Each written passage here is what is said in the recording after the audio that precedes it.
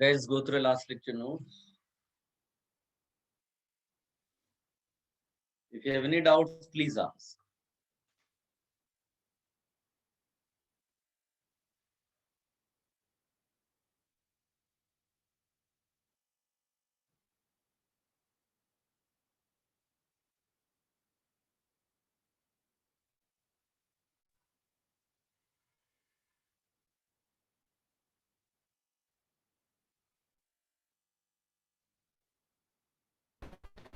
Sir, So, sir, when they asked to compare basic strength order, rings होते तब sir तब हम लोग ग्रुप देखते हैं कि रिंग पर फोकस करते हैं?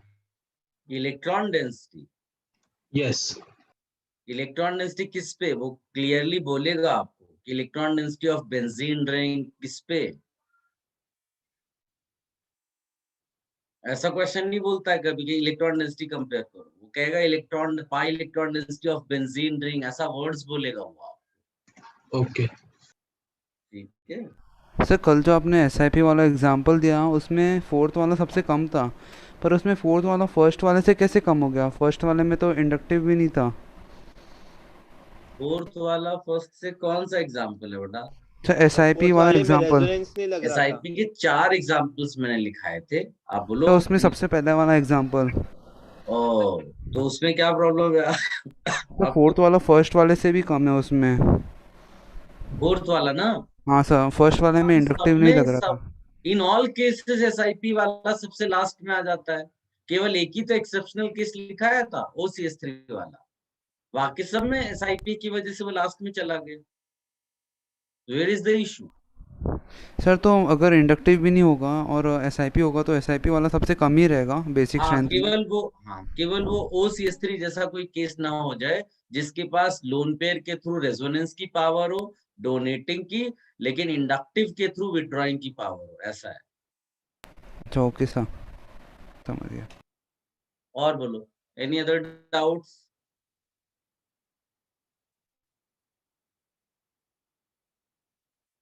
किसी और को कोई डाउट नहीं है? मैं कंटिन्यू करूं अभी? Yes sir. सो एक और छोटा सा कॉन्सेप्ट रह गया है, बाकी बेसिक स्ट्रेंथ हमने लगभग पूरा फिनिश कर दिया। हमने जितना भी पढ़ा है, you will be able to solve all types of questions related to acid and basic strength. So एक छोटा सा कॉन्सेप्ट और है, उसको लिखिएगा, एमाइन इन्वर्जन। आपको थियरी के लिए इधर उधर कहीं पर भी कुछ भी पढ़ने की जरूरत नहीं है। जितना मैक्सिमम पॉसिबल है एडवांस्ड एग्जाम के लिए वो आपके नोट्स में अवेलेबल है। If you are capable of getting first rank, आपको फर्स्ट रैंक के नोट्स मिलेंगे। आपको इधर उधर कुछ पढ़ने की जरूरत नहीं, केवल क्वेश्चंस खूब सारे करिए। क्वेश्चंस आपको जहां से मिलते हैं वहां से करिए। मैंने जो बुक्स रिकमेंड किए हैं पहले उनको सॉल्व कर लो, और फिर जो मर्जी आप करते रहो। थियरी नहीं पढ़नी, थियरी अगर गलत पढ़ ली तो प्रॉब्लम हो जाएगा। और क्वेश्चंस अगर गलत हुआ तो एक क्वेश्चन गलत होगा, थियरी अगर गलत होगी तो वो कई क्वेश्चंस को गलत कर देगी। Sir amine inversion. सर अब तक आप मॉडल के मतलब कितने एक्सरसाइज होने चाहिए सर, अब तक जितना हमने पढ़ा है? अब तक ये आप कर सकते हो 1 और 2 तो पहले से कर रखा है। हाँ सर। थर्ड और फोर्थ वाले में एरोमेटिसिटी है, उसको अगर छोड़ दोगे तो सब कर लोगे, लेकिन उसको क्यों आप इधर उधर फंसो, तो थर्ड एंड फोर्थ को होल्ड पे रखो। देन फिफ्थ सिक्स सेवन ये एक्सरसाइजेस आप कर पाओगे। Okay okay sir. Guys, amine inversion क्यों पढ़ने जा रहे हैं उसके लिए एक स्टैंडर्ड सा क्वेश्चन है एक्चुअली, तो वो आप लिख लो। और बिलीव मी, अगर एग्जाम में आएगा तो बहुत चांस है कि डायरेक्टली तुम्हें यही वाला क्वेश्चन जो मैं लिखा रहा हूँ यही पार्ट होगा उस क्वेश्चन का। हो सकता है इसके साथ एक आध और कोई कंपाउंड डाल दे, बट क्वेश्चन ये है, these are the two amines जिनका बेसिक स्ट्रेंथ का ऑर्डर ये है। ये बाई साइक्लो वाला कंपाउंड टाइप का नहीं है, वैसा है बेसिक स्ट्रेंथ। बेसिक स्ट्रेंथ है। इसको एक्सप्लेन करने के लिए हम लोग कॉन्सेप्ट यूज करते हैं amine inversion. Guys believe me, अगर मैं ये सब ना भी बताऊं ना एमाइन इन्वर्जन, तो भी आपको पता ही नहीं चलेगा।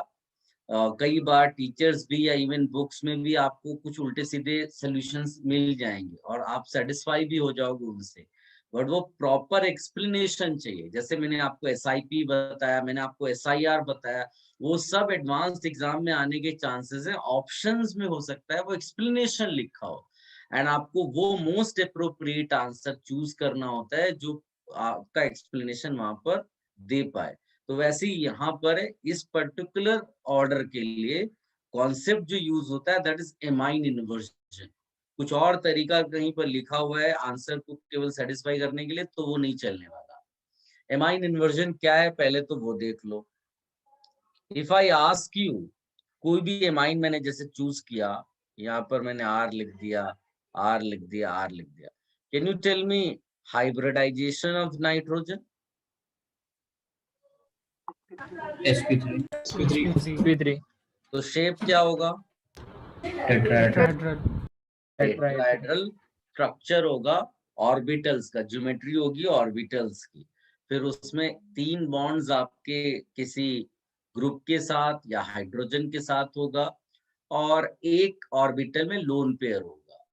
लोन पेयर का इफेक्ट होगा, bond pair lone pair repulsion होगा। So net result will be shape कैसा दिखाई देगा आपको? पिरामिडल। ये सबको मालूम है। yes Yes sir. अब क्वेश्चन अराइजेस कि ये पिरामिड मैंने ऐसा बनाया है कोई बोलेगा कि ऐसा भी तो बना सकते हो आप,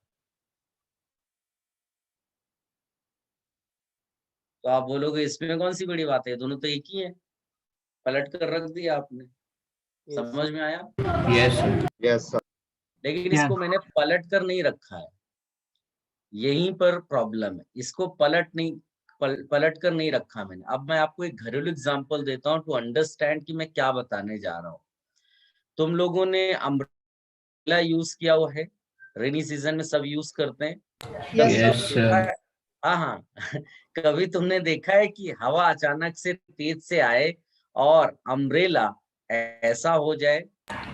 yes समझ, ऐसा होना, ये तुमने अम्ब्रेला को पलट नहीं दिया है, ये फ्लिप हुआ है, इन्वर्ट हुआ है। ट्राई टू अंडरस्टैंड, ये यहां से यहां जाने के लिए तुमने ऐसा नहीं कर दिया है। ये सिचुएशन अलग है और अम्ब्रेला गिर करके ऐसा हो जाए वो अलग है। तो ये जो एमाइन इन्वर्जन है ना, वो इसको इंडिकेट करता है इसको इंडिकेट करने का मतलब है, अगर तुम यहां से यहां सोचोगे तो एक स्टेज ऐसी होगी कि ये जो अम्ब्रेला ये फ्लिप किया है ना, ये एक स्टेज में एक प्लेन में आएगा। क्या आप समझ पा रहे हो? ऐसे था, सीधा हुआ, फिर वो टेढ़ा हुआ, ऐसा। Are you getting this? yes So, ये तुमने नहीं किया है कुछ कि तुमने इसको पूरे अम्ब्रेला को पलट दिया। ऐसा होता तो डंडा ऊपर हो जाता, बट वो सिचुएशन नहीं है, केवल मैं इस हिस्से की फ्लिपिंग बता रहा हूं। ठीक है, वैसे ही यहां पर ये मैंने उल्टा करके नहीं लिखा है, ये ऐसा हो रहा है कि ये फ्लिप हो रहा है, मतलब ये आर ग्रुप्स पहले एक प्लेन में आएंगे एक स्टेज में, और फिर ये उल्टी डायरेक्शन में चले जाएंगे, और जो लोन पेयर वो ऑटोमेटिकली फिर अपने आप को इधर फ्लिप करेगा। तो ये जो फ्लिपिंग है इसको कहते हैं एमाइन इन्वर्जन। क्या एमाइन इन्वर्जन आपको समझ में आया क्या होता है? yes कभी भी आप भूल जाओ कि एमाइन इन्वर्जन क्या है, तो ये घरेलू एग्जाम्पल जो अम्ब्रेला वाला है इसको आप याद रखना। ठीक है, ये बहुत काम का आएगा। अब ये बताइए कि ये फ्लिप करता क्यों है? क्योंकि एनर्जी मिलती है। Am I correct? हवा आया, हवा मतलब एनर्जी मिल गई उसको, तो जो अम्ब्रेला था वो फ्लिप कर गया, वो इन्वर्ट हो गया। इसका मतलब अगर मैं ग्राफ ड्रॉ करूंगा एनर्जी वर्सेस इन्वर्जन, तो पिरामिडल शेप था, उसको तुमने एनर्जी दी तो प्लेनर में गया। फिर क्योंकि अब वो हाई एनर्जी पे तो रह नहीं सकता ना, उसको वापस आना है, तो वो फिर इस स्टेज में ऐसे आ गया, राइट? यानी फिर से पिरामिडल हो गया। क्या तुम्हें ये ग्राफ समझ में आया? यस सर मतलब प्लेनर में वो मैक्सिमम एनर्जी रहेगा ना उसके पास। हाँ, तो सर प्लेनर में तो 0 होना चाहिए ना सर। क्या जीरो होना चाहिए? अबे मतलब अरे चुप रहे। इक्विलिब्रियम होगा ना। अरे अरे भाई, एक बात बताओ, नेचुरल स्टेट में इसका शेप क्या है? पिरामिडल। पिरामिड। तो नेचुरल स्टेट में जिसमें वो स्टेबल है उसमें पिरामिडल है, तो किसी और सिस्टम में ले जाओगे तो एनर्जी देनी पड़ रही ना, और किसी को एनर्जी दोगे तो अनस्टेबल होगा कि स्टेबल होगा? अनस्टेबल। अनस्टेबल। तो ऊपर तो अनस्टेबल ही तो बनाएंगे हम इसको, क्या प्रॉब्लम है इसमें? अच्छा हाँ ओके सर मैं ज्यादा सोच रहा तुमने उसको एनर्जी दी, तभी तो वो फ्लिप करने के उसमें गया, और फ्लिप करने के ड्यूरेशन में एक स्टेज आई जहां वो प्लेनर बन गया। लेकिन उस समय तो उसकी एनर्जी ज्यादा है ना, क्योंकि तुमने एनर्जी सप्लाई की है। फिर वो जब वापस पिरामिड बनेगा तो रिलीज कर देगा उतना एनर्जी, और वो वापस नीचे की तरफ आ जाएगा। तो ये ग्राफ सिंपल सा है। किसी को कोई प्रॉब्लम है? नो सर याद रखना, एनर्जी बढ़ती every है। process every process requires energy, but sometimes energy is available in the atmosphere. Since energy is available in the atmosphere, वो ऑटोमेटिकली हो जाता है। ठीक है, जैसे ये हवा का झोंका आया, ये अपने आप प्रोसेस हो गया। ऐसा तो है नहीं कि तुमने कहीं से एनर्जी मंगवाई और अम्ब्रेला को सप्लाई कर रहे हो। वैसे ही ये जो एमाइन इन्वर्जन है, ये कंटिन्यूअस प्रोसेस है। ये इक्विलिब्रियम में दोनों रहते हैं आपस में। ठीक है, तो ये जो फ्लिप करना या एमाइन इन्वर्जन, इसीलिए यहाँ, अच्छा ये केवल एमाइंस के लिए पढ़ रहे हैं, इसीलिए हमने इसको नाम ही दिया एमाइन इन्वर्जन, कहीं और करना ही नहीं है आपको। ठीक है, तो इसका मतलब ये जो एनर्जी है, that energy is very less. ये energy available in the atmosphere, इसीलिए ये एमाइन इन्वर्जन कंटिन्यूअस प्रोसेस है। क्लियर है? पहले इतना कॉपी कर लो, लिख लो जो भी डिस्कशन हुआ है, फिर मैं आगे बढ़ता हूँ। सर तो इन दोनों में ज्यादा एक्यूरेट कौन सा है? कौन सा ज्यादा एक्यूरेट मतलब? सर जो आपने दोनों अमाइन बनाए हैं। तुम इसकी बात कर रहे हो फ्लिप वाले टाइम पे? Yes sir. दोनों आइडेंटिकल है बेटा, एक ही एनर्जी लेवल पे है। Okay sir. सर आपने जो एग्जांपल दिया सर उसे नोटबुक में एक्सप्लेन करते हैं कैसे लिखे? कौन सा एग्जांपल मैंने दिया? सर जो अम्ब्रेला वाला। वो तो यार लोकल लैंग्वेज है, चीप लैंग्वेज, चीप एग्जांपल है, उसको मैं ऑफिशियली ऐसे नहीं बता सकता। तुम्हारी मर्जी, तुम जैसा लिख लो। Okay sir. सर अब बताओ। वो केवल याद रखने के लिए, बिकॉज ये आपको क्लिक करेगा एग्जाम हॉल में कि अच्छा अम्ब्रेला था, तो वो आप अपने हिसाब से लिख लो। भाई मैं तो बता दिया है कि वो हवा का झोंका आया, that can be considered as energy, and because of that वो फ्लिप करता है।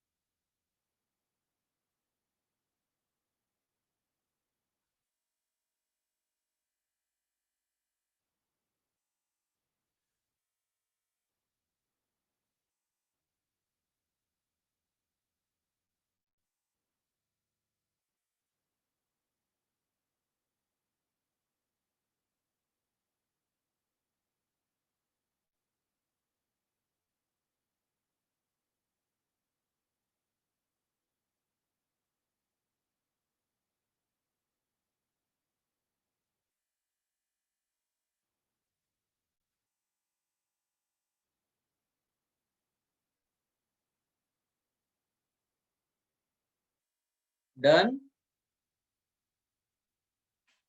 Yes sir. So wait a minute. Yes sir wait sir. Okay.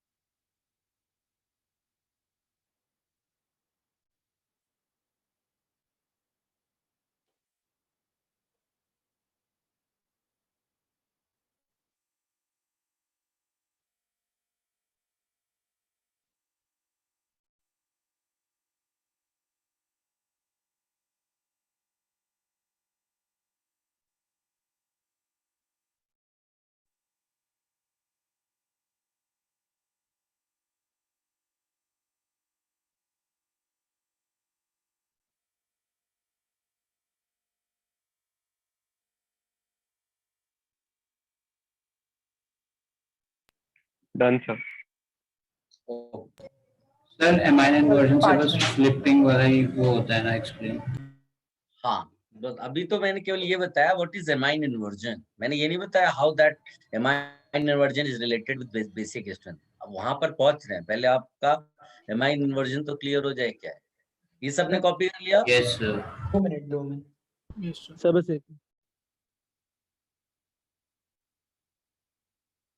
याद रखना, ये देखने में लगता है कि तुमने उल्टा करके लिख दिया, बट ये उल्टा करके नहीं लिखा है, ये फ्लिप हुआ है, यानी कि ये एक स्टेज में ऐसे आए हैं। आप अपने फिंगर्स को समझो, अपने जो पाम है उसको आप सोचो, सारी फिंगर्स एक डायरेक्शन में जा रही हैं।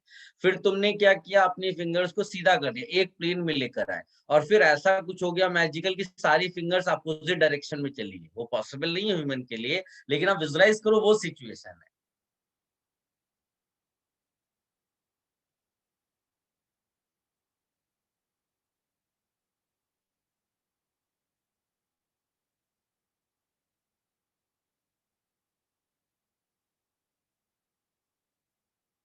डन?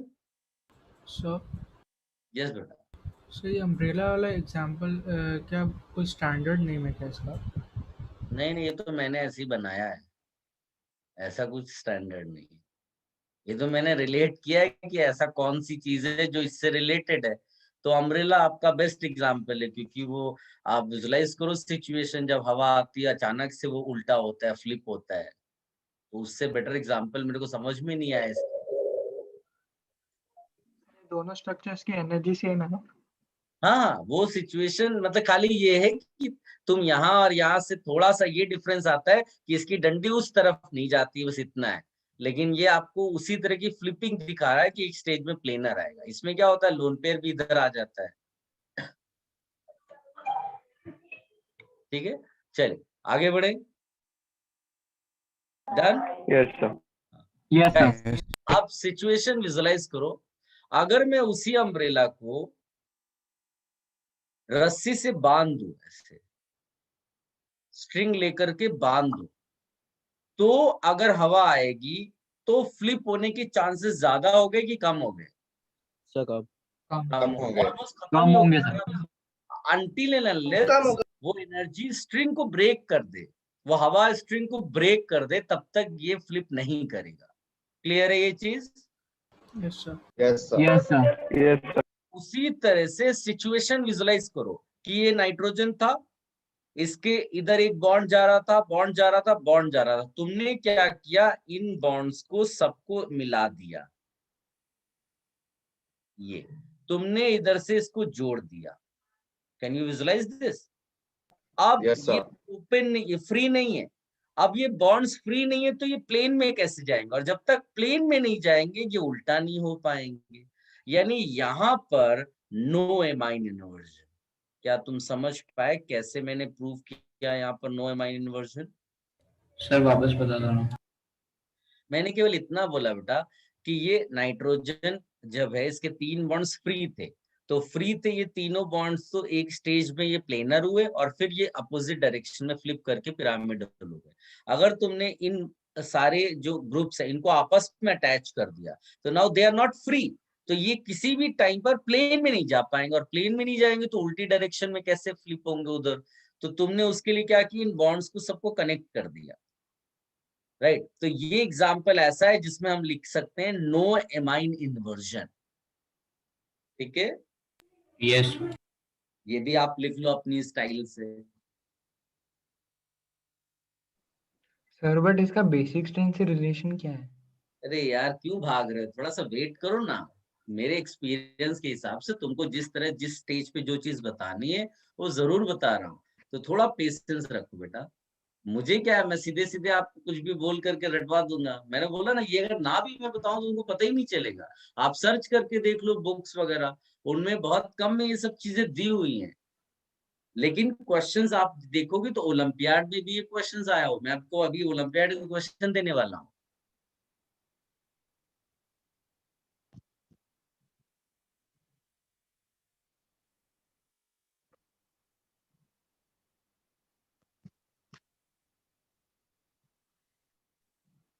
डन, सबने लिख लिया? Yes, sir. Yes, sir. Guys अब आते हैं उस पॉइंट पे, how amine inversion is related to basic strength.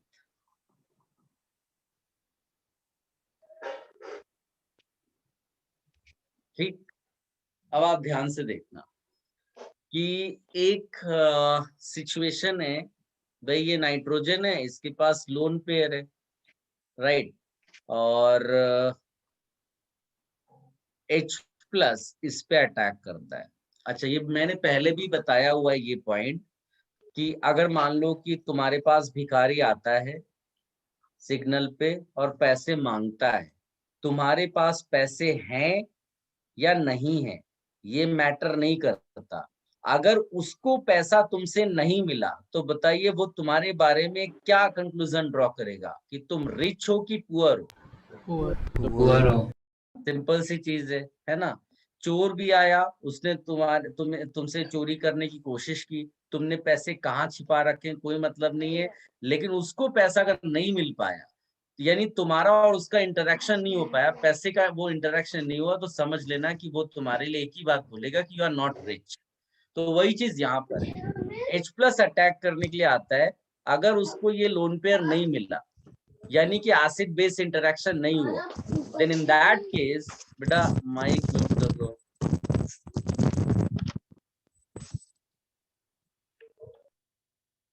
Then in that case, that H plus is sorry. In that case, amine will become less basic. ये उसका point है। अब आप ध्यान से सुनना, H प्लस अटैक करने के लिए नाइट्रोजन के पास आया, नाइट्रोजन का लोन पेयर का ऑर्बिटल क्लियरली आपको विजिबल है, ये अपना एम्प्टी ऑर्बिटल और ये लोन पेयर वाला ऑर्बिटल ये इंटरैक्ट करना चाहते हैं, लेकिन अनफॉर्चुनेटली सिस्टम में एनर्जी अवेलेबल एटमॉस्फेयर में और ये इमीडिएट फ्लिप कर जाता है।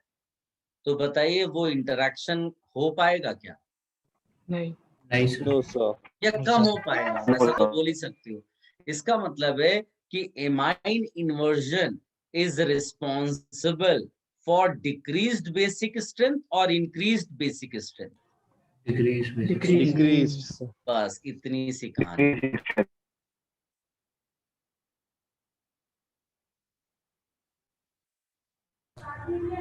सर बोलो बेटा। सर जब वो फ्लिप हो रहा है तो H प्लस भी तो फ्लिप हो सकता है ना? हाँ, लेकिन तो उसमें फिर इंटरेक्शन में प्रॉब्लम आया ना। इट्स अभी तुमको मैं बताता हूँ, मान लो कि तुमको कोई थप्पड़ मारना चाहता है तुम्हारे गाल पे, और थप्पड़ मारने के लिए वो आया, लेकिन तुम्हारी गर्दन इतनी तो फ्लेक्सिबल है ना कि इधर उधर घूम जाती थोड़ी बहुत, तो उस जो मारने के लिए आया, तो तुम ऐसा थोड़ी ना अपना गाल उसकी तरफ आगे बढ़ा दोगे कि लो मार लो। तुम अपने आप को प्रोटेक्ट करोगे, बचाओगे, तो इधर उधर गर्दन को ले जाओगे, यानी उसके लिए डिफिकल्टी है। अब मान लो ऐसी सिचुएशन आ जाए कि तुम्हारी गर्दन पे चोट लग गई है, यानी वो स्टिफ हो गई, घूम नहीं पा रही है, तो मारने वाले के लिए बहुत आसान है, वो आया सीधे थप्पड़ मारकर चला गया। वही सिचुएशन ऐसे कंपाउंड्स के लिए जहां पर ये बॉन्ड्स कनेक्टेड है, ये सिचुएशन कि ये फ्लिप कर ही नहीं सकता। H प्लस अपना एंटी ऑर्बिटल लेकर आया, सीधे इंटरेक्शन हुआ। ये मस्ती नहीं कर सकता ना कि इधर उधर नाच रहा है, घूम रहा है, क्या आओ तुम इधर भी आओ, इधर अटैक कर, ये ऐसा नहीं चल रहा है। सीधे आया और अटैक हुआ, और सीधे आपने बोल दिया कि यस यहाँ पर इंटरेक्शन ज्यादा हुआ, so this is more basic because no amine inversion possible. Getting this point? Yes sir. ये भी आप लिख लो, और जिनको ज्यादा ना समझ में आए वो इस स्टेटमेंट को रट ले।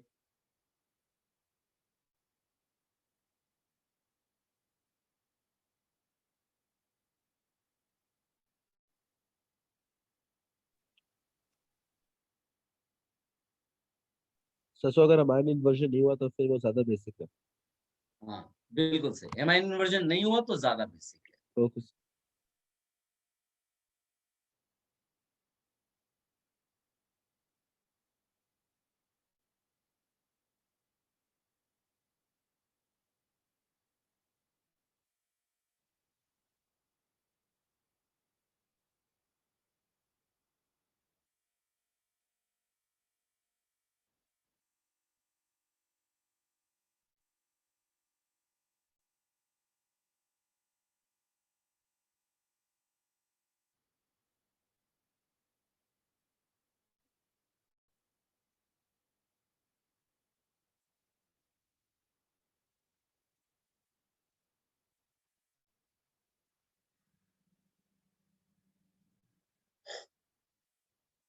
डन।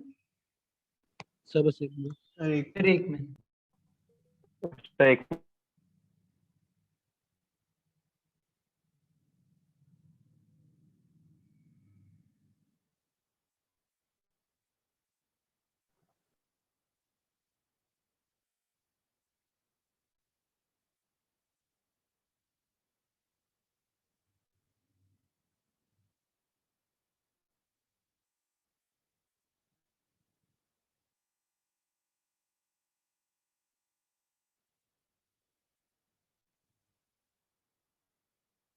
गाइस याद रखना कि आप ये मानकर मत चलना कि आप कुछ भी रैंडमली कंपाउंड्स पिक करोगे और बेसिक स्ट्रेंथ या एसिडिक स्ट्रेंथ कंपेयर कर लोगे। They will ask only those questions which can be compared theoretically. तो तुम बिल्कुल टेंशन इस बात का मत लेना कि कहीं ये कॉन्सेप्ट लग गया, वो कॉन्सेप्ट लग गया। तुम्हें फंडामेंटल कॉन्सेप्ट सोचना है। मैं बार बार बोलता हूँ, कुछ भी अलग आपको नहीं सोचना है। अलग वहीं पर सोचना है जहां पर आपको क्लासरूम या फिर घर पे आपने कुछ किया हो। Otherwise, you have to do, yani you have to solve question on basic concepts, fundamental concepts. वही आपको इलेक्ट्रॉन डेंसिटी चेक करनी है, mesomeric effect, inductive effect and all. इसलिए ज्यादा टेंशन नहीं लेना है कि ये हो गया वो हो गया तो क्या होगा। आपने जो चीज पढ़ी हुई है पहले से बस उसको यूज करेंगे, वरना fundamental concepts. Guys okay sir. एक और इम्पोर्टेंट पॉइंट, ये जो एमाइन इन्वर्जन वाला कॉन्सेप्ट है ना, ये तभी एप्लीकेबल है जब सिचुएशन यस और नो वाली हो, मोर और लेस वाली नहीं होनी चाहिए। क्या समझ में आया मैंने क्या बोला? No sir. तो आप सर, एक चाहिए तो मिनट। इसको लिख भी सकते हो कि this concept will be used to decide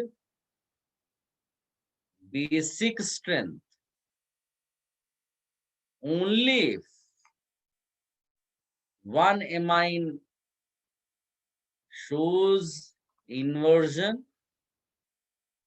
and other does not. मोर और लेस पे नहीं चलेगा, ये आप क्लियरली लिख दो।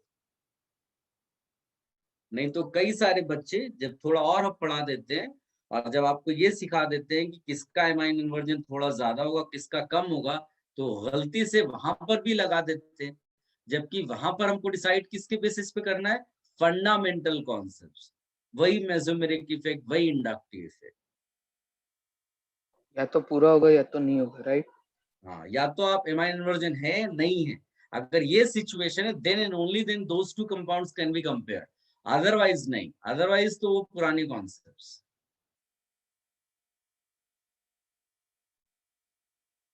सर आप एक एग्जांपल दे सकते हो क्या? हाँ, पहले ही लिख लिया आपने?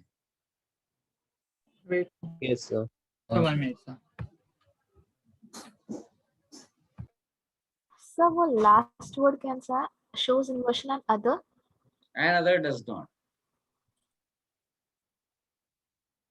If there are two amines and one shows inversion and other does not, in that case you'll say yes, amine inversion decides the basic strength.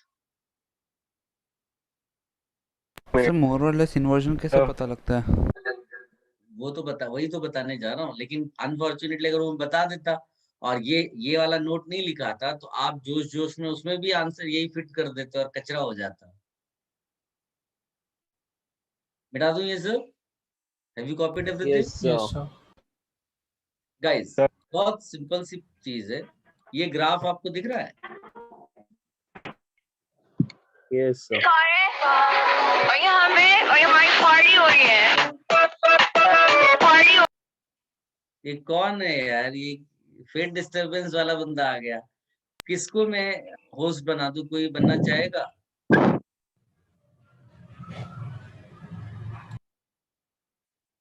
बेटा कोई बोलना चाहता था, आवाज मिस हो गई।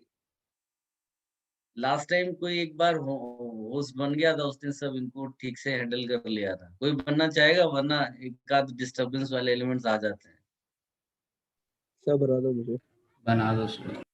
एक मिनट, अबे गायब हो गया।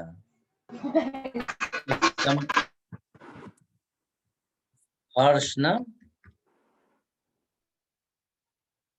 Yes sir. हाँ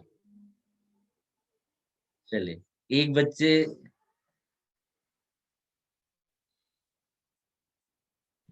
सर आपने तो होस्ट बना दिया। और क्या बनाना है? सर को होस्ट सर को मैं आपको बना पूछ दो। रहा था, सर को होस्ट मुझे बना दो। होस्ट बना दिया। 1 मिनट, अब तो मैं कुछ कर भी नहीं सकता सब। अच्छा एक आया है। सर मैंने बना दिया आपको होस्ट, आपको होस्ट बना दीजिए। लेकिन को होस्ट का कोई ऑप्शन नहीं दिख रहा है बेटा, इसमें तो मेक होस्ट है केवल। सर होगा सर। सर मेरे एक होस्ट के नीचे ही होगा सर।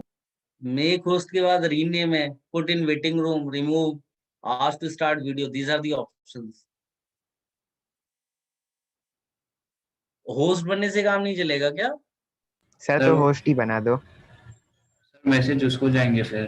सर फिर रिकॉर्डिंग का वो हो जाएगा, पता नहीं। रिकॉर्डिंग तो बना दो क्लाउड पहले। में जाएगा ना। मैसेज तो स्टोरी ऑन करना पड़ेगा। सो फिर उसी को रिकॉर्डिंग प्रोसेस को अपलोड करना पड़ेगा। अरे यार ये सब क्या है? सर छोड़ो सर अभी अगर वापस आएगा तो फिर करते हैं। चलो ठीक है, ये क्या डिस्टर्ब करने के लिए, पता नहीं इनको क्या पैसे मिलते हैं क्या अलग से? नहीं चलिए सर, गाइस, उनको उसमें मजा ही आता है, वही इसलिए सिग्नल वाले इसलिए भी करते रहता है। सर एक बार बस वो नोट दिखा, 1 मिनट सर। ये वाला ना? हाँ सर हाँ बेटा। सर इधर प्लस अटैक करने के लिए आ रहा था, पर वो मतलब रिएक्शन नहीं हुआ, इसलिए basic strength decrease. H plus attack करने के लिए आ रहा था और बेटा आपकी सर आवाज वो ब्रेक हो एंड रही मौके पे अटैक के लिए आ रहा था लोन पेयर के लिए, पर वो फ्लिप है। हो गया हाँ था, तो रिएक्शन नहीं फ्लिप हो हुआ ना गया। उसमें। हाँ तो तो सर बेसिक इंटरेक्शन स्ट्रेंथ नहीं हुआ ना, इसलिए that is decrease why you हुआ ना। सेड कि बेसिक स्ट्रेंथ इज डिक्रीज। हाँ सर वही कंफर्म कर रहा। हाँ हाँ सही। सर इंटरेक्शन जो एसआईपी इफेक्ट के कारण ही नहीं हुआ ना। एसआईपी इफेक्ट में भी इंटरेक्शन रुक गया था, बिल्कुल सही है। तो वो चीज बार बार देखो आ रही, बट कॉन्सेप्ट अलग हो गया। Here it's because of amine inversion that interaction is not possible. और उसमें क्या हो रहा था कि ड्यू टू क्राउडिंग, प्रोटेक्शन। हाँ प्रोटेक्शन की वजह से। बिल्कुल सही, परफेक्ट हो गया। बट सर सिर्फ यही एक ही केस है ना, कि नहीं तो फिर बाकी सारे केसेस में फिर हम लोग को पता कैसे चलेगा कि हाइड्रोजन कैसे है? बस ये सिंपल एक ही स्पेशल केस है ना। एक ही केस है जिसमें यहाँ पर एमाइन इन्वर्जन नहीं हो रहा है, उसमें हो रहा है, बस एक ही एग्जांपल बनता है। अब इसमें इथाइल के बदले प्रोपाइल कर देगा, मिथाइल कर देगा, ये सब छोटे छोटे चेंजेस कर देगा। इसीलिए तो ऑर्गेनिक स्कोरिंग है। एक बार तुमने अच्छे से पढ़ लिया, ठीक है ना, अपना लेवल अच्छे से कर लिया, अब इस लेवल तक तुमने पढ़ाई कर ली, इतने सारी चीजें डिस्कस कर ली, इनके बाहर कुछ बनता ही नहीं है।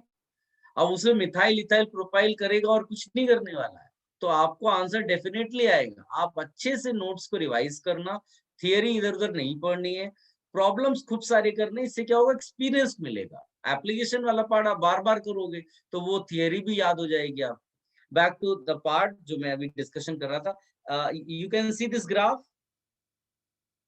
Yes sir. Yes sir. अब इसमें मैं अगर आपसे बोलूं कि ये जो इथाइल है ना, यहाँ पर if you write like rather than ethyl you write tertiary butyl, you write tertiary butyl, तो बताइए tertiary butyl जो है वो प्लेनर में जाना चाहेगा या वो 107 के एंगल पे रहना पसंद करेगा? कहां पर उसको ज्यादा खुशी मिलेगी? प्लेनर, क्योंकि ये 107 है और ये 120 है। इसका मतलब है कि ये पिरामिड से निकलना चाहता है, लेकिन पिरामिडल इसका नेचुरल स्टेट है। तो केवल इतना पॉइंट ये रहता है कि रिलेटिवली जितना एमाइन इन्वर्जन ये इथाइल वाला एमाइन करवाएगा, उससे ज्यादा आसानी से बल्कि ग्रुप्स वाले केस में हो जाएगा। इसका मतलब है कि यहाँ पर जो ये गैप है, दैट बैरियर, वो लेस होगा, less barrier. That means more amine involved. Are you getting this point? Sir less barrier क्यों होगा? सर ये साइज की वजह से ना, दोबारा बोल रहा हूं कि ये टर्शरी ब्यूटाइल करने से क्या हुआ कि उन tertiary butyl prefers planar more than ethyl group, because tertiary butyl is more बल्कि, वो चाहेगा कि वो 120 वाले एंगल पे रहे, तो 120 डिग्री के एंगल पे रहना टर्शरी ब्यूटाइल ज्यादा प्रीफर करता है rather than ethyl, because ethyl is a जो small group है and that can be यहाँ पर 107 डिग्री का अप्रोक्सीमेट एंगल है, तो वो 107 यहाँ पर और टर्शरी ब्यूटाइल का 107, कौन सिस्टम ज्यादा चाहेगा कि वो प्लेनैरिटी की तरफ जाए? Tertiary butyl. तो इसका मतलब है कि वो फ्लिप जो है वो यहाँ पर होने की ज्यादा चांसेस हैं, इसीलिए हम यहाँ पर बैरियर को छोटा बना रहे हैं, बिकॉज वो आसानी से चाहता है कि वो फ्लिप नहीं चाहता, लेकिन वो जब यहाँ पहुंचेगा तो फिर से अपनी नेचुरल स्टेट में जाएगा तो नीचे आ जाएगा, राइट? तो केवल एक चीज लिखनी कि अगर ग्रुप्स बल्की हो गए then amine inversion will be easy. Clear? तो मतलब आप ये कहना चाहते हैं कि जैसे ग्रुप्स बल्की होते जाएंगे वो प्लेनर स्ट्रक्चर ज्यादा चाहेंगे, और जैसे वो प्लेनर अचीव करेगा वो वापस अपने नेचुरल स्टेट पे आ जाएगा। बिल्कुल सही, परफेक्ट। यानी ये चीज और ज्यादा हो जाएगी, इधर से इधर जाना, इधर से इधर जाना, मतलब इट्स लाइक कि कोई तड़प रहा है बट वो उस स्टेज पे रुक नहीं पा रहा जहां वो रहना चाहता है। सर बल्कि ग्रुप प्लेनर होने के बाद क्या करेगा? मैं समझा नहीं, क्या बोला बेटा, दोबारा बोलो। सर जो बल्कि ग्रुप है वो प्लेनर होने के बाद क्या करेगा? प्लेनर पे वो रुक नहीं सकता ना, बिकॉज पिरामिडल शेप उसका नेचुरल स्टेट है। मैं यहाँ केवल रिलेटिवली यानी कंपैरिजन कर रहा हूँ कि if groups are ethyl ethyl ethyl versus tertiary butyl tertiary butyl tertiary butyl, so tertiary butyl groups will prefer to be in plane rather than ethyl group. Okay sir, okay.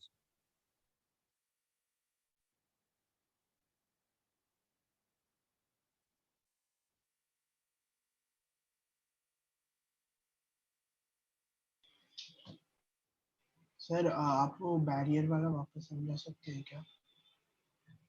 Barrier वाला? Yes sir.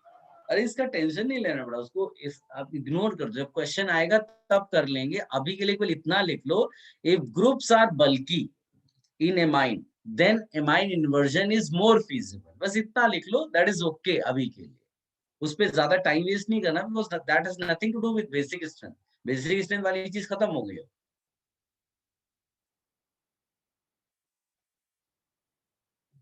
सबने लिख लिया? एक minute, एक minute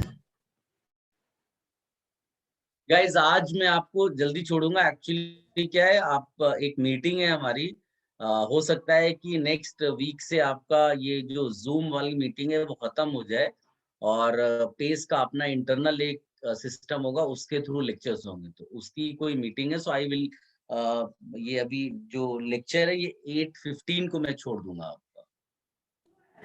okay sir, okay sir internal system क्या बेटा? So internal system यानी कि पेस अपना कोई प्लेटफॉर्म डेवलप कर रहा है, जूम जैसा प्लेटफॉर्म है, बिल्कुल सही। Okay sir. उसमें बस सर ऑफलाइन का चांसेस नहीं है? ऐसा अभी तो नहीं, गवर्नमेंट वो रिलीज करेगी ना, ऐसा कुछ होगा एडवाइजरी, तो गवर्नमेंट ने अभी बोला नहीं है तो अभी नहीं शुरू होगा। सर ये नया पेस वाला कब से स्टार्ट होगा? अभी हमें भी नहीं मालूम है, ऐसे केवल मैसेज आया हमारे पास, आज मीटिंग है तो उसमें बताएंगे कि वो क्या है इंटरनल सिस्टम। अभी कंफर्टेबल होंगे हम, नहीं होंगे, कैसे होगा पता नहीं। फिजिकल तो नहीं है ना? क्या बेटा? फिजिकल शुरू नहीं हो रहा ना? फिजिकल तो अभी तो गवर्नमेंट एडवाइजरी आएगी तब शुरू होगा, अभी तो नहीं है। सर वो तो कभी नहीं आना। आई डोंट थिंक कि ये इस सेशन में कुछ होने वाला है, वो जुलाई वगैरह से ही होगा मेरे ख्याल से। सर इस नए वाले में लेक्चर रिकॉर्डिंग मिलेगा? वो अभी नहीं मालूम है ना, मैं भी तो पहली बार ही मीटिंग में जाऊंगा, अभी क्या बताएंगे वो, उनका कुछ होगा जो जिसने डेवलप किया होगा वो आएगा। Okay sir. चलिए हम लोग बैक टू दिस पार्ट। अच्छा, एक चीज मैं अगर आपसे पूछूं कि ये जो रिंग वाला है, जिसमें जैसे मान लीजिए कि एक मैं रिंग ऐसा बनाता हूं और यहाँ एच लगा हुआ है, और एक रिंग में बनाता हूँ और बड़ी रिंग बना दी, तो अब इसमें तो भाई जो दो ही बॉन्ड्स हैं, है ना, जिनको ब्रेक करना है, यहाँ पर 3 था। तो जैसे ये वाला एग्जांपल है, इनमें इमाइन इन्वर्जन हो सकता है with relatively less amount of energy will be required इसके कंपैरिजन। लेकिन अभी हम लोग ये बोलना अगर चाहें कि इनमें से किसमें इमाइन इन्वर्जन ज्यादा होगा, तो बताओ, ज्यादा बड़ी रिंग होगी तो वो इधर उधर ट्विस्ट हो सकती है, छोटी रिंग? बड़ी रिंग। बड़ी रिंग। बस। तो अगर मैं इन दोनों में से ग्राफ ड्रॉ करने को बोलूं तो किसका बैरियर छोटा होगा? सेकंड वाले का। बस हो गया। तो बड़ी रिंग वाले का। बस बस बस बस, इसको भी आप लिख लो। सर ये बैरियर पोटेंशियल एनर्जी का होता है। हाँ बिल्कुल सही, एनर्जी मतलब पोटेंशियल एनर्जी। और सर इसका एनर्जी जो फर्स्ट वाला कंपाउंड था जो क्वेश्चन में दिया हुआ था उससे कम रहेगा ना? फर्स्ट वाला जो कंपाउंड यहाँ पर क्वेश्चन में दिया हुआ है, इसमें तो बहुत ज्यादा एनर्जी लगेगी। सर उसके साइड वाला इसकी बात कर रहे हो? हाँ नहीं, ये तो सारा फ्री है, इसमें तो बहुत ज्यादा इन्वर्जन हो रहा है, तो इसका बैरियर तो और छोटा होगा। सर वही उसका बैरियर छोटा होगा, मैं वही बोल रहा हूँ। हाँ, लेकिन ये सब कंपैरिजन में इस तरह से नहीं आएंगे, वो आइडेंटिकल टाइप के कंपाउंड्स होंगे जिनमें कंपैरिजन करता है। Okay Should I remove this? So just a second. Sir थोड़ी देर और।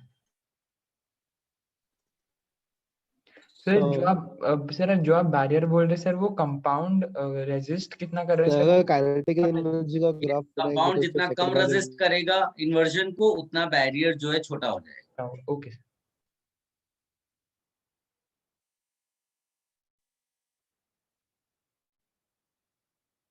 Should I remove this page now? Sir एक मिनट। Yes, sir.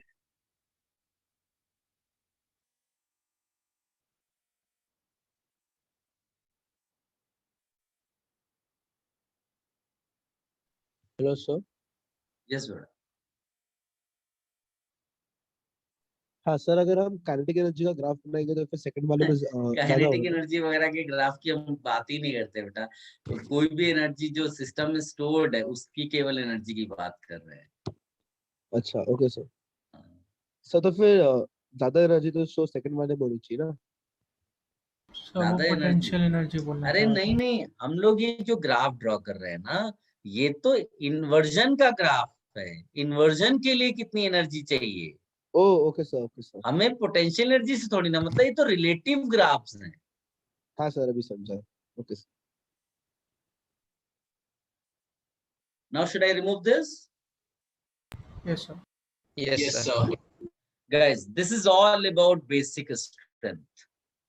सब कुछ अब खत्म हो गया, एसिडिक स्ट्रेंथ वाला भी खत्म हो गया। अब हम लोग नए पार्ट पे एकदम जा रहे हैं, एंड दैट इज इंटरमीडिएट्स। तो आप भी हेडिंग डालिएगा इंटरमीडिएट्स।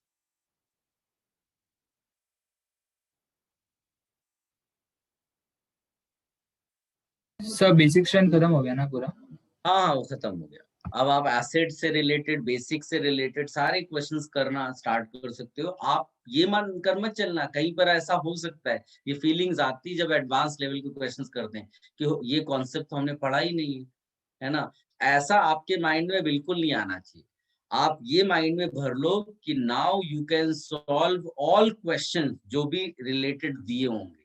नहीं आ रहा इसका मतलब अपना दिमाग ठीक से हमने यूज नहीं किया है, ठीक है। अगर ये आप माइंड में ले आओगे कि शायद हमने नहीं पढ़ा है, तो हर क्वेश्चन पे आप वो डाउट क्रिएट करोगे। और एडवांस लेवल के क्वेश्चंस ऐसे ही होते हैं जिसमें हर बार डाउट आएगा ये पढ़ा है कि नहीं पढ़ा हमने। इंटरमीडिएट्स पे आते हैं। एनी रिएक्शन यू चूज, हम लोग क्या लिखते हैं? Reactants left hand side, then products. If you recall, पहले या दूसरे लेक्चर में मैंने आपको बोला था मैकेनिज्म, तो मैकेनिज्म आपको इंटरमीडिएट्स पहुंचाती है, इंटरमीडिएट्स तक पहुंचाती है। तो बेसिकली ये हम इंटरमीडिएट्स यहाँ लिख सकते हैं। एक हो सकता है, दो हो सकते हैं, तीन हो सकते हैं।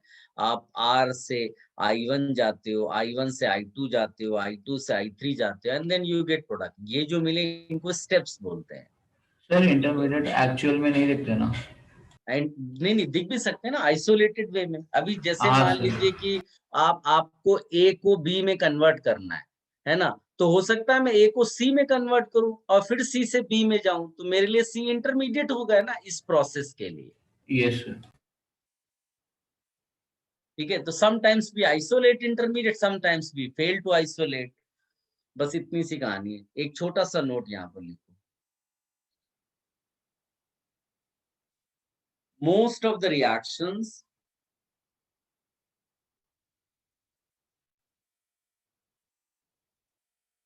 So could you repeat? most of the reactions take place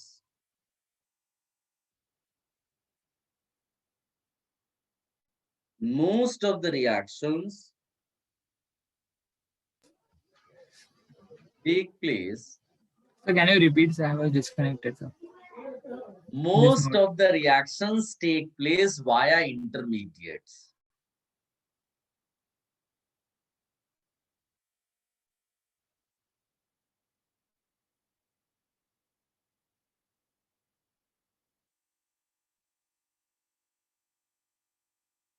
Via intermediates, and the type of intermediate formed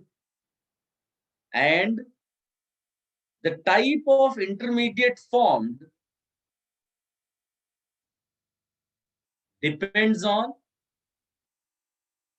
and the type of intermediate formed depends on the bond cleavage.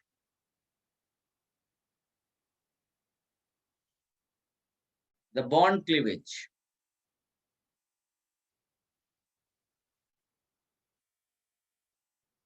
आप इसको बॉन्ड ब्रेकिंग भी बोल सकते हो, bond fission भी बोल सकते हो सकता है 11th स्टैंडर्ड के लिए जो आपके ऑर्गेनिक केमिस्ट्री के लेक्चर्स हुए हों उसमें ये पढ़ाया गया होगा। क्या आप लोग ऑलरेडी अवेयर है इस सब से? No sir. No sir. Are you not aware of homolytic cleavage, heterolytic cleavage? No sir. School में ध्यान दीजिए। Yes, sir.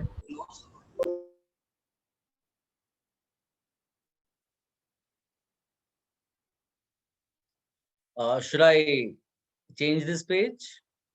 Yes sir. Yes, sir. Yes, sir. Yes sir. Yes sir.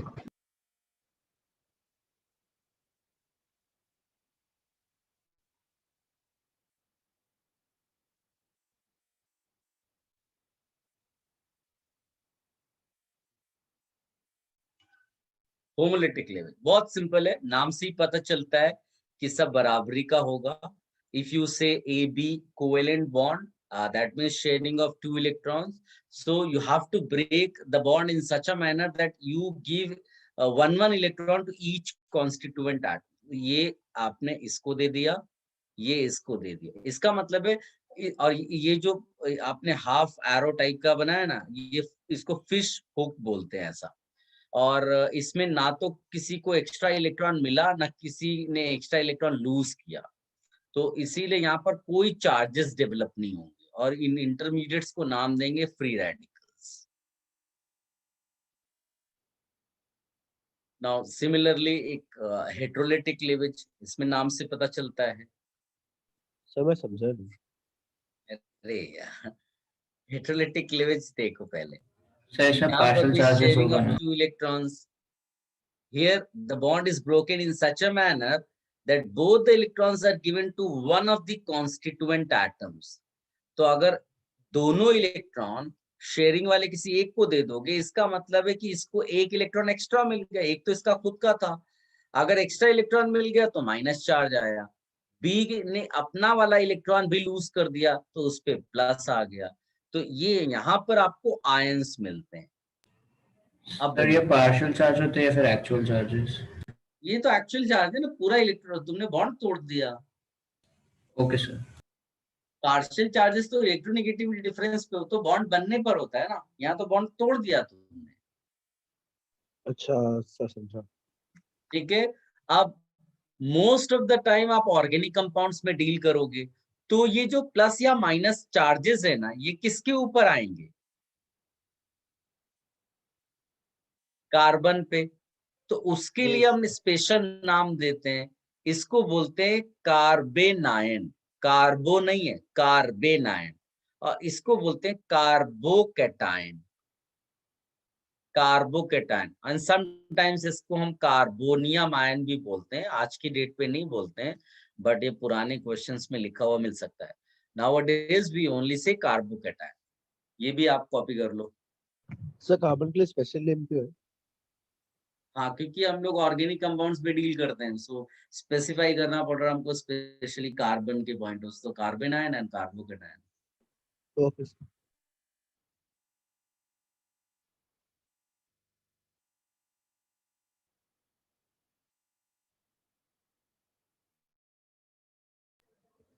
Sir थोड़ा एक deviating doubt है sir. आप जो अभी ये पढ़ा रहे हैं सर, ये एनसीईआरटी में कौन से चैप्टर में मिलेगा?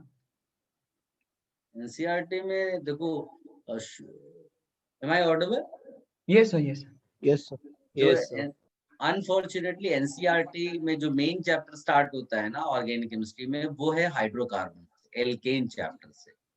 ठीक है, हाँ। और उसके हम लोग जो अभी पढ़ेंगे, हमने चाहे वो आईयूपीएसी नॉमेनक्लेचर हो, या जनरल ऑर्गेनिक केमिस्ट्री हो, या आइसोमेरिज्म हो, या फिर एक और चैप्टर अभी पढ़ेंगे रिएक्शन मैकेनिज्म। ऑफिशियली ये टेक्स्ट बुक के चैप्टर्स नहीं है, ये कोचिंग क्लासेस ने बनाए हुए हैं, सो दैट आपको फ्यूचर में रिएक्शन जब आप स्टडी करो ना, तो उसको easily you can understand those reaction. इसलिए कॉन्सेप्ट सारे पहले आपको समझा रहे हैं, बेसिक वाले। तो जीओसी हो गया, आइसोमेरिज्म हो गया, ये तुम्हें चैप्टर्स में मिलेगा। जैसे आप एल्केन उठाओगे तो एल्केन का नॉमेनक्लेचर पहले दिया होगा, फिर एल्केन का आइसोमेरिज्म वो आपको बताएंगे। हम लोग क्या कर रहे हैं, हम लोग वो सब पहले ही पढ़ेंगे। सारे चैप्टर्स का आइसोमेरिज्म एक जगह पर, सारे चैप्टर्स का रिएक्शन मैकेनिज्म एक जगह पर। तो हमने एक चैप्टर का नाम ही क्रिएट कर दिया रिएक्शन मैकेनिज्म, हमने चैप्टर का नाम क्रिएट कर दिया आइसोमेरिज्म।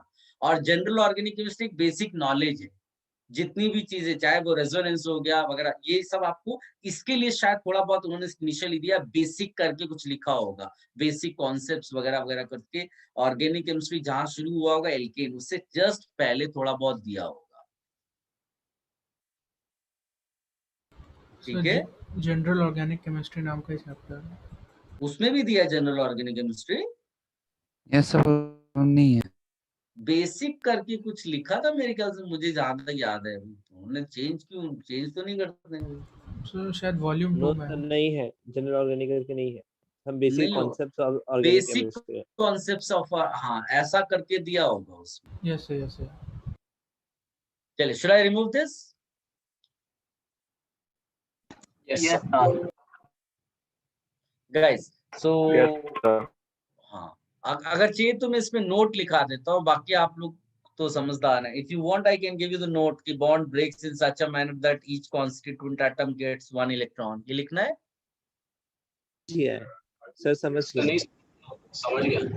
हाँ, इसमें भी आप उसी तरह लिख लेना, bond breaks in such a manner that both the shared electrons are given to one of the constituent atoms. Sir इसमें इलेक्ट्रोनेगेटिविटी रोल प्ले कर रहा है? वो उससे हमें कोई लेना देना नहीं, हम केवल यहाँ दिखा रहे हैं कि बॉन्ड ब्रेक कैसे हो जिससे उसको हेटेरोलिटिक बोले। हमने ये नहीं बोला किसको देना है, वो अभी पॉइंट ही नहीं है। सर हमें कैसे पता चलेगा कि वो होमोलिटिक है या हेटेरोलिटिक? अरे यार, तुम्हें टेंशन नहीं, अभी तो हम ये लर्न कर रहे हैं ना हेटेरोलिटिक होता क्या है। हम ये थोड़ी ना कह रहे हैं कि इसमें इस एग्जांपल में हेटेरोलिटिक होगा कि होमोलिटिक होगा। Did I say that? हमने तो कल ये लर्न किया कि हेटेरोलिटिक क्या होता है। ओके सर, समझे ना, हमने केवल ये बताया होमोलिटिक में एक एक इलेक्ट्रॉन दिया, हेटेरोलिटिक में दोनों इलेक्ट्रॉन किसी एक एटम को देंगे। किसको देंगे अभी वो पॉइंट ही नहीं आया। ओके गाइस, तो सबसे पहले होता है, किसी ने कुछ पूछ लिया, क्या बोला बेटा आपने? तो सिग्मा बॉन्ड के लिए है ना, फिर पाई का अलग होगा। नहीं, कोई भी बॉन्ड आप तोड़ रहे हो, बॉन्ड तोड़ रहे हो, दोनों इलेक्ट्रॉन एक को दे दिए, एक एक दिया, ऐसा है। ओके सबसे पहले हम लोग डिस्कशन करते हैं free radicals. 3 main intermediates we have to study, free radical, carbocation and carbanion. So हम लोग पहले थोड़ी बहुत कैरेक्टरिस्टिक्स लिखेंगे, जे एडवांस में ये सब नहीं आता। जो आता है वो स्टेबिलिटी से रिलेटेड क्वेश्चंस हैं। फिर भी हमें थोड़ा बहुत तो आइडिया होना चाहिए, तभी तो हम डील कर पाएंगे उन सब क्वेश्चंस के साथ। So you write free radicals and a small note. Are you ready? Yes, sir. Yes, sir. Yes, sir. Free radicals mostly occur in vapor phase.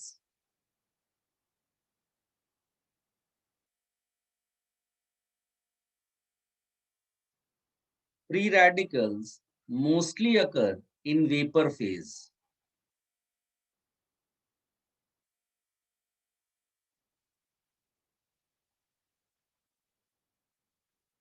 Further लिख सकते हैं, homolytic cleavage requires high temperature or ultraviolet radiations. Homolytic cleavage requires high temperature or ultraviolet radiations.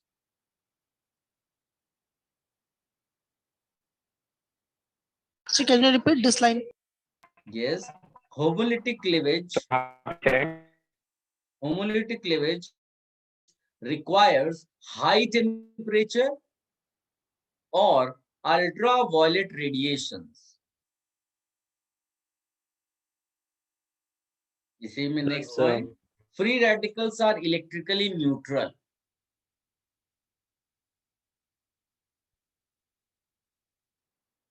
Free radicals are electrically neutral.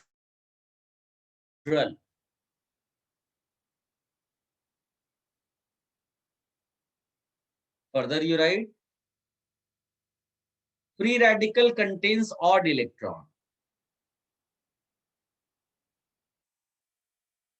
Free radical contains odd electron, hence paramagnetic.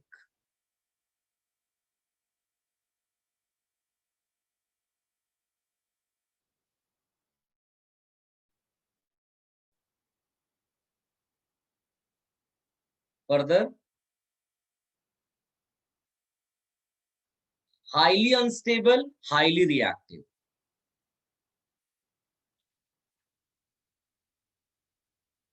Highly unstable, highly reactive. सबने लिख दिए सारे points?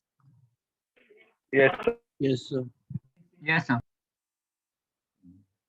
Guys, there are few examples, आप लिख लो.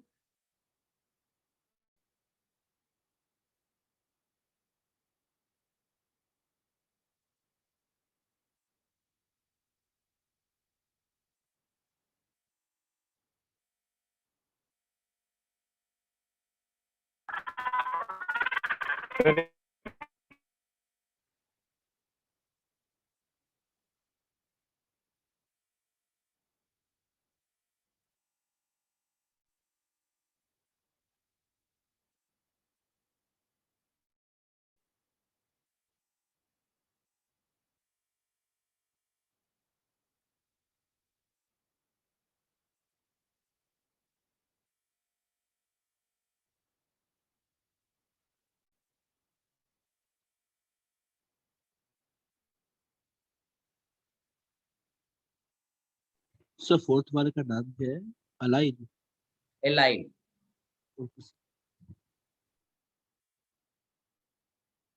These are the examples, but mainly we will deal with alkyl radicals. तो अगर कहीं पर कुछ भी लिखा नहीं है तो आप ये मान लेना, assume कर लेना कि that is alkyl free radical.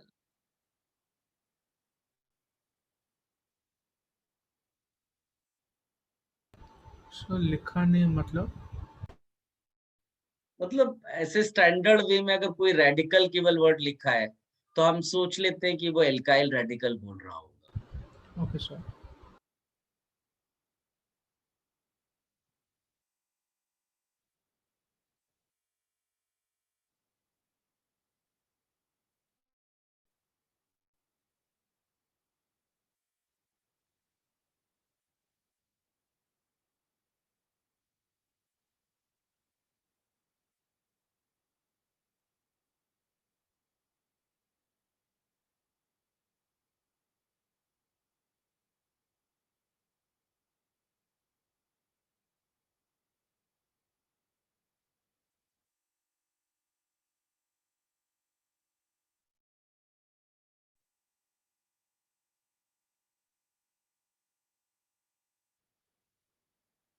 Sir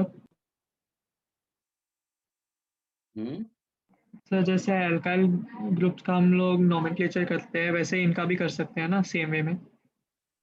तो इसीलिए वही नॉमेनक्लेचर नेम ही तो लिखे, इसीलिए मैंने एग्जांपल्स। गाइस अब आते हैं, डील करते हैं इसमें स्ट्रक्चर और शेप में। वैसे केमिकल बॉन्डिंग का पार्ट है, बट हम लोग केवल जो आर फ्री रेडिकल है, एल्काइल फ्री रेडिकल, उसका बेसिक एग्जांपल चूज करते हैं। There can be exceptional cases, but हम उनमें डील नहीं करेंगे। हम एक छोटा सा एग्जांपल चूज करते हैं ये। अब आप ये बताइए, what is the hybridisation of the carbon?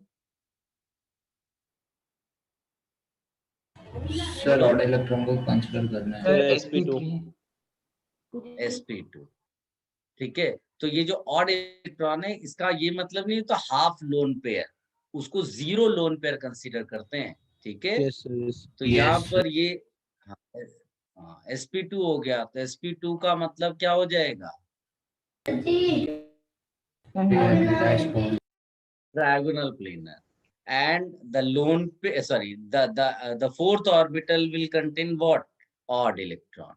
तो ये एक्चुअली इसका थोड़ा इन्फ्लुएंस हो जाता है, जैसे लोन पेयर का इन्फ्लुएंस होता है, वैसे ही ऑड इलेक्ट्रॉन का थोड़ा इन्फ्लुएंस रहता है रिपल्शन में, इसीलिए इसको हम नियरली प्लेनर बोलते हैं, ठीक है। सर डिस्टॉर्टेड नहीं?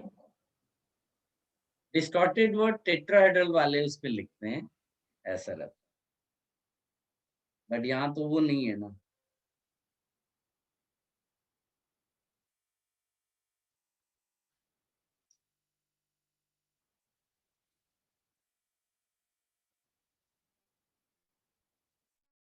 Have you copied this? So just a minute. Sir 1 minute।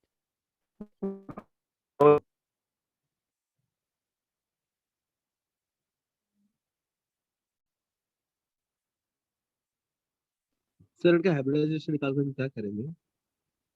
Hybridisation आपको हेल्प करता है ना ऑर्बिटल्स का ज्योमेट्री फाइंड आउट करने में, और फिर उसके बेसिस पे शेप निकलता है, chemical bonding. Yes yes.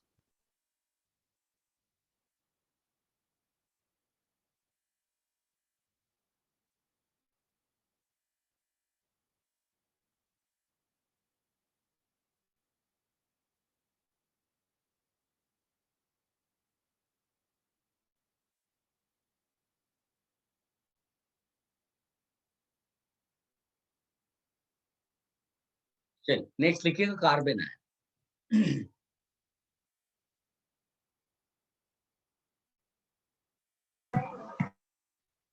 You write a small note here. Carbon atom carries a negative charge and has 8 electrons in its valence shell.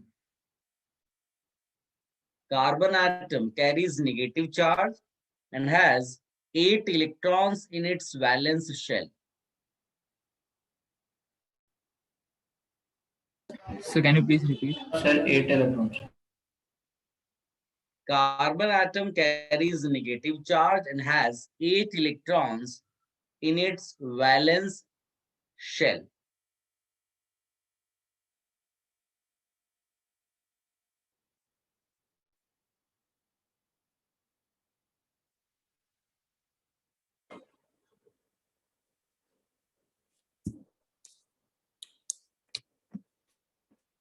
Further you write, it is diamagnetic in nature, clearly visible, 80 electrons, diamagnetic in nature, highly reactive.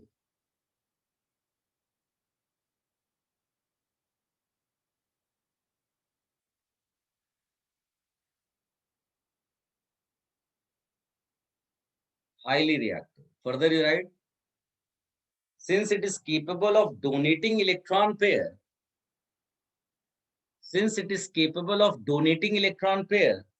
it can act as nucleophile.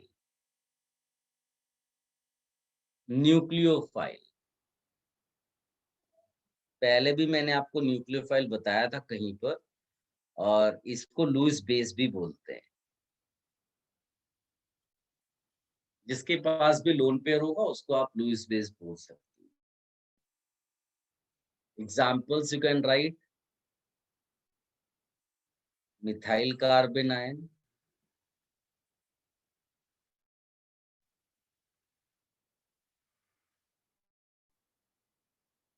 ethyl carbon ion,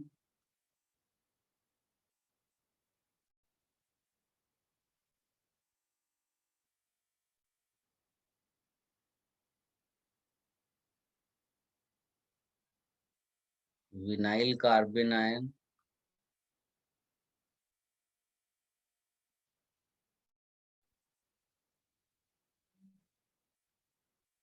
allyl carbon ion,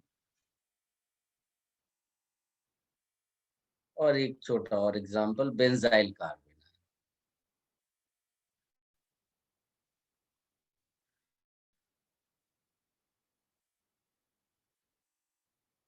इसमें भी वही, यहाँ पर ये जो R minus general man, हम mainly इसकी बात करेंगे, alkyl carbon ion.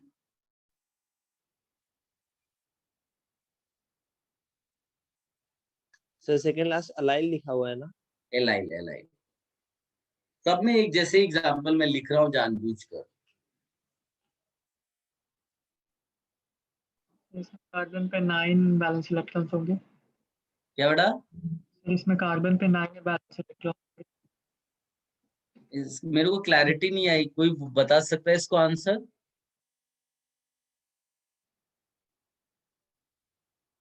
Number of valence electrons कितने होंगे इसमें? 8 सब में। Number of valence electrons carbon पे। अच्छा,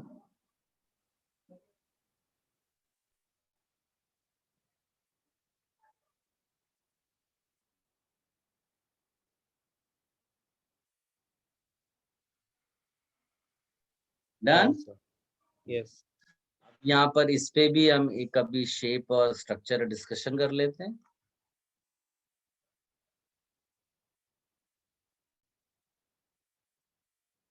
तो basic example again I am choosing,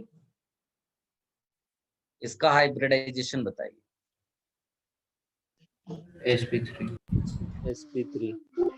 sp3 है, इसीलिए स्ट्रक्चर ऑफ ऑर्बिटल्स क्या होगा? Geometry of orbitals tetrahedral. तो देयर आर 4 ऑर्बिटल्स, जिनमें 3 तो बॉन्ड बना रहे हैं, एक पे लोन पेयर है, ठीक। तो जब भी आप शेप आइडेंटिफाई करोगे तो आपको केवल बॉन्ड्स वाले, जो एटम्स वाले जो बॉन्ड्स बना रहे हैं वही दिखाई देगा। तो अल्टीमेटली ये किस शेप में चला गया? पिरामिड। पिरामिड। कॉपी करिए। सर लास्ट पॉइंट क्या बोला? मैंने तो पिरामिडल बोला लास्ट में।